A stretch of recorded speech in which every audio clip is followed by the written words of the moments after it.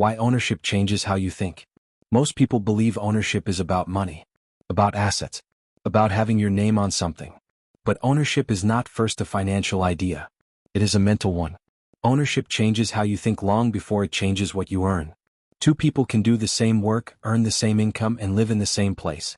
Yet one thinks differently from the other. The difference is not intelligence. It is not luck. It is not even effort. It is ownership. Ownership quietly rewires the way you see time, responsibility, risk, and value. And once that shift happens, your behavior follows. Most people never notice this change. They only see the outcomes. But the outcomes are downstream from thinking. The difference between using and owning. When you do not own something, you use it. You consume it. You depend on it. When you own something, you protect it. You improve it. You think long-term. This difference sounds small. It is not. A renter thinks about the end of the month. An owner thinks about the next 10 years. An employee thinks about tasks. An owner thinks about systems. A consumer thinks about price. An owner thinks about value. Ownership stretches your time horizon. You stop asking, what do I get today? You start asking, what does this become over time? That single question changes everything. Ownership forces responsibility. When something breaks and you do not own it, you report it. When you own it, you fix it. There is no one else to blame. No department to escalate to. No authority above you to absorb the cost. Ownership removes excuses. At first, this feels heavy. Responsibility feels like pressure. But pressure sharpens thinking. You begin to anticipate problems instead of reacting to them. You plan ahead instead of hoping things work out. You pay attention to details you once ignored. This is why owners often look calmer. Not because they have fewer problems, but because they see problems earlier.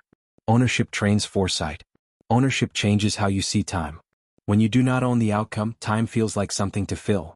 You count hours. You wait for the day to end. When you own the outcome, time becomes an investment. You ask whether today's effort compounds or disappears. Busy work loses its appeal. Motion without progress feels uncomfortable.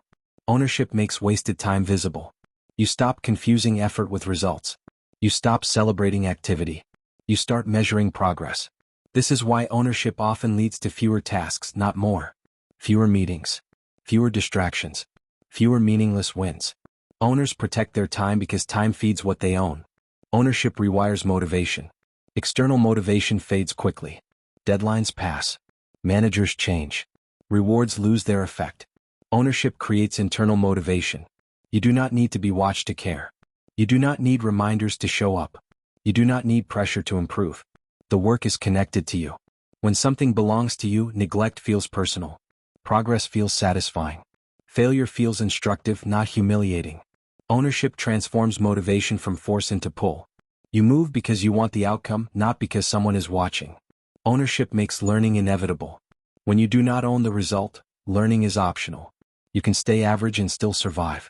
When you own the result, ignorance becomes expensive. Mistakes cost time. Poor decisions cost money. Lack of skill shows up quickly. Ownership makes learning unavoidable. You start asking better questions. You seek clarity instead of comfort. You learn not for status but for survival. This is why owners often appear curious. They are not trying to impress. They are trying to avoid repeating mistakes. Ownership teaches faster than theory ever could. Ownership changes how you view risk. Most people avoid risk because they see only loss. Owners see risk differently. They see unmanaged risk as more dangerous than calculated risk. Doing nothing becomes a decision. Staying still becomes a risk. Ownership shifts the fear from action to inaction. You begin to ask, what happens if I do not act? What decays if I ignore this? What opportunity disappears if I wait? This does not make owners reckless. It makes them deliberate. They assess risk instead of running from it. Ownership eliminates the illusion of security. Dependence feels safe until it breaks. A paycheck feels stable until it stops. A platform feels reliable until it changes. A system feels permanent until it isn't. Ownership removes the illusion of guaranteed safety. You realize stability is built, not given. Security comes from control, not promises. This awareness can feel uncomfortable at first, but it produces resilience. Owners prepare because they expect change.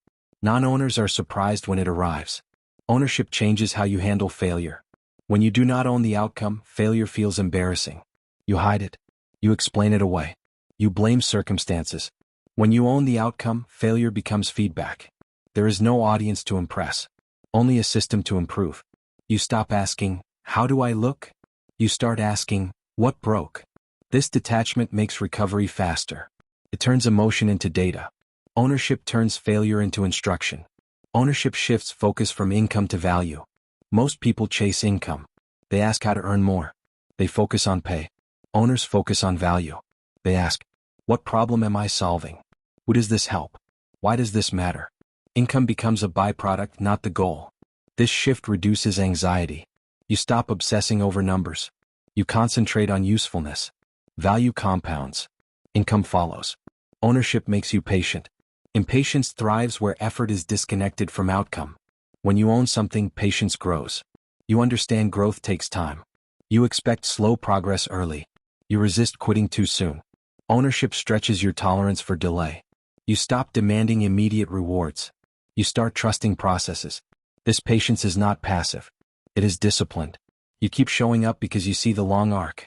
Ownership changes how you see people. When you do not own outcomes, people are competitors or obstacles. When you own outcomes, people are collaborators or resources. You stop trying to win arguments. You start trying to build alignment. You value trust more than approval. You choose long-term relationships over short-term wins. Ownership teaches cooperation because isolation becomes costly. Ownership reduces noise. Trends shout. Opinions flood in. Advice multiplies. Ownership filters noise. You care less about what is popular. You care more about what works. You test instead of debate. You observe instead of react. Ownership gives you a reference point, results. This clarity quiets the mind. Ownership changes identity. The most profound shift is internal. You stop seeing yourself as someone who waits. You see yourself as someone who builds. You stop asking for permission. You start taking responsibility. You stop outsourcing blame. You start owning consequences. This identity shift is subtle but permanent. Once you think like an owner, it is difficult to return to passivity. Why most people avoid ownership? Ownership is avoided because it removes comfort. It exposes weaknesses. It demands consistency. It offers no guaranteed applause. It requires patience without validation. Many people prefer certainty over control. They choose predictability over possibility. This is understandable.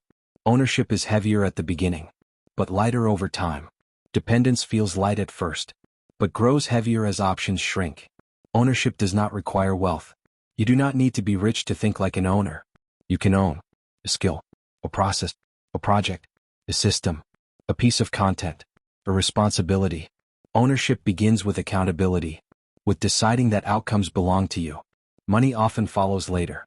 Small ownership creates big shifts. You do not need to own everything. Owning one thing changes how you see all things. One project you care about. One system you improve. One outcome you fully accept responsibility for. That is enough to start the shift. Ownership is contagious. Once you experience the clarity it brings, you look for it everywhere. Final thought. Ownership changes how you think because it removes distance between action and outcome.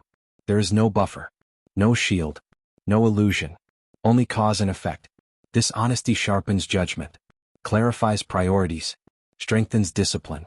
Ownership does not guarantee success, but it guarantees awareness. And awareness is where real progress begins.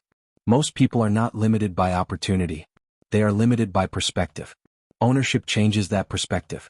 Quietly. Permanently.